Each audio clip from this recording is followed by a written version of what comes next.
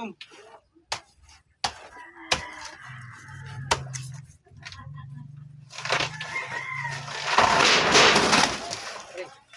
Sarum.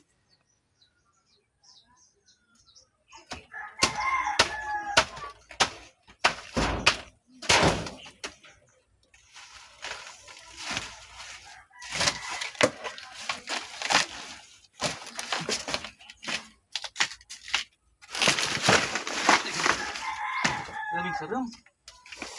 Ay. Diditingan niya. Uri, kadid dumagatras. Ito magsabay ka dito.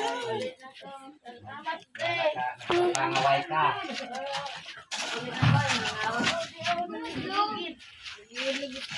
Hindi ya. Ha? Naman mo ito na din. Maging batan.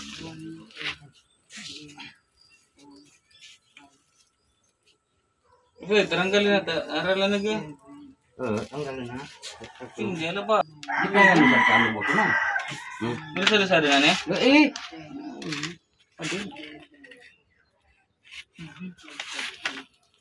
Ay, manan.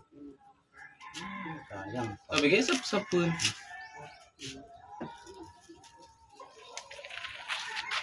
Agad na, de.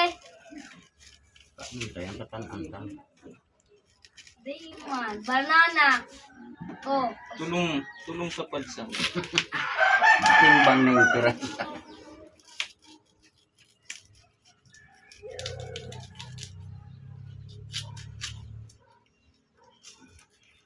Nanabod ka na, Prin? So, Sarig.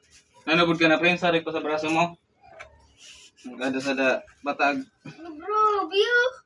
Grabe. Sarig pa sa braso ni Prin. meron ni Lobe.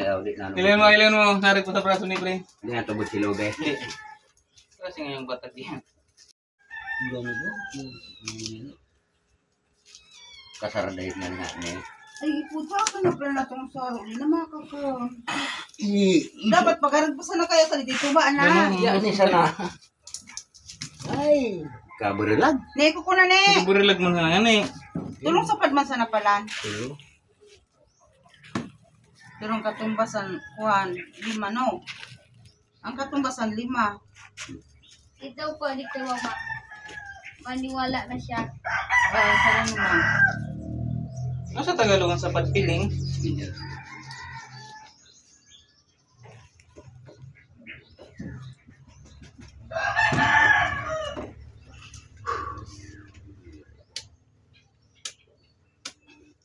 Ito yung mga kulay. Black.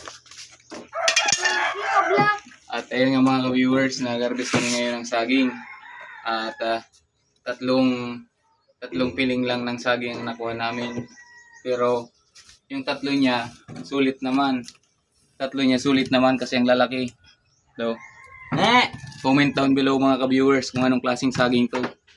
Yeah. May nag-video siya. Yung lalaki niya mga ka-viewers, oh. Malaki pa sa braso, malaki pa sa ano ko. Sa braso ko. Ayan. At ito yung hinog niya. kabugat. Sobrang laki niya mga ka-viewers. Sus, Nagbitak na. kabutog pati. Pag hinog, nasaknaon mo. Sira. Pagkubol. Matamis man, hindi man. Ay, kata, mison sa di. Pero, Malaki. Eh, sa braso sa... At, Malaki pa po sa braso ng bata ang isang saging. oo. Ayan po ang ano niya. Ang isang saging. Anong klaseng saging to mga ka-viewers? Please comment down below kung Tindok. anong tawag nito sa inyo. Tawag sa amin, tindok. Tinatawag daw to dito sa amin sa Sitio Tambak dito sa Ligao City na tindok daw ang tawag nito. Sa inyo mga ka-viewers, anong tawag nito sa inyo? So mga ka-viewers, yung hinog na yung hinarbis namin ay meron na siyang hinog at ito nga yung isa ay hinog na. So ito na yung almusal namin ng pamangkin ko at hatiin namin to pero isa-isa lang ng ano sa Tagalog sabi? Banana. Isang piraso lang ng saging mga ka-viewers ay hindi namin to kayang ubusin ng pamangkin ko kaya hati-hati lang namin dito. Hinog na yan eh. Adi nga, example. Parang kutsilyo. Wag na yan. Ay, ayun na. Kasi kilobi na yan. Si Jingjing tayo ng tulog. Tinawan mo na. At ito nga mga pala mga ka-viewers, ito na lang kakainin namin na bumitak na sa sobrang laki niya. Tapos sobrang laki niya, bumitak na siya pero marami pa siyang laman kaya tatanggalin lang namin tong bitak. So, tapos ito nga pala, hindi na muna namin to kakainin, mamaya na lang, ito na lang kainin namin na may damage na. Tatanggalin lang natin tong bitak. Ganyan. Focus mo, Didi. Ay, si Manay, busy ka pala na. Kagad to.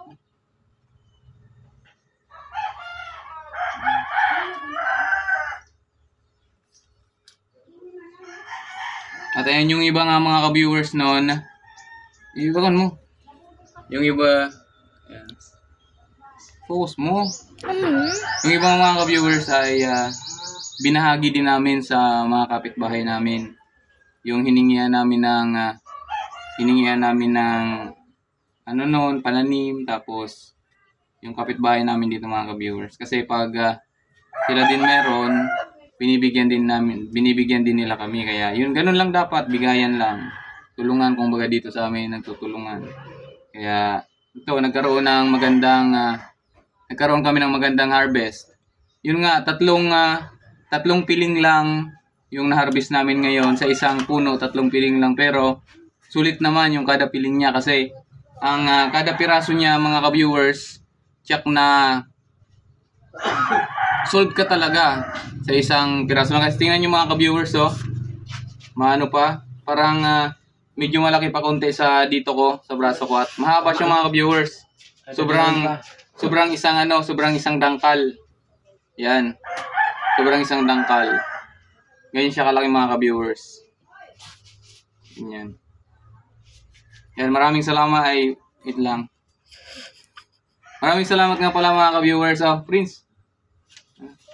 Maraming salamat mga ka-viewers sa panonood ng mga video ko at sa 300 followers ko dyan. Maraming salamat sa inyo. Sa panonood at sa pag-follow sa akin, maraming salamat.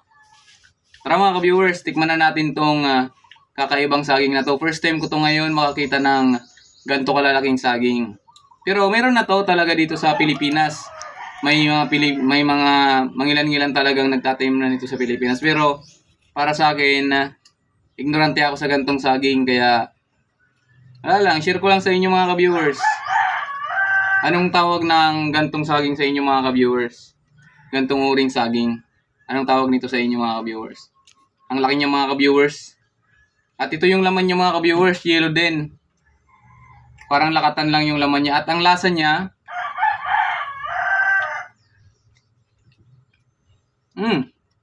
matamis na medyo maasim. Kalasa rin ng lakatan na saging. Kalasa din siya ng lakatan na saging. Ayan mga ka-viewers.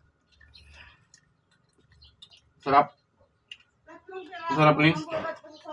Ayan, sarap na sarap yung pamangkin ko mga ka-viewers. Maraming salamat. Please comment down below kung anong klaseng saging ito mga ka-viewers, kung anong tawag nito sa inyo mga ka-viewers. Kaya yun mga ka-viewers, lesson for today mga ka-viewers, totoo nga yung sinasabi nila ng mga matatanda na kapag may itinanim ka ay meron kang aanihin. Kaya patuloy lang tayo mga ka-viewers magtanim, hindi ng sama ng loob kundi magtanim ng pagkain, ng mga halaman, ng puno na dapat ay Sama ng loob. dapat talaga yung nagtatanim tayo para yun, balang araw meron tayong aanihin mga ka-viewers. Maraming salamat. Anong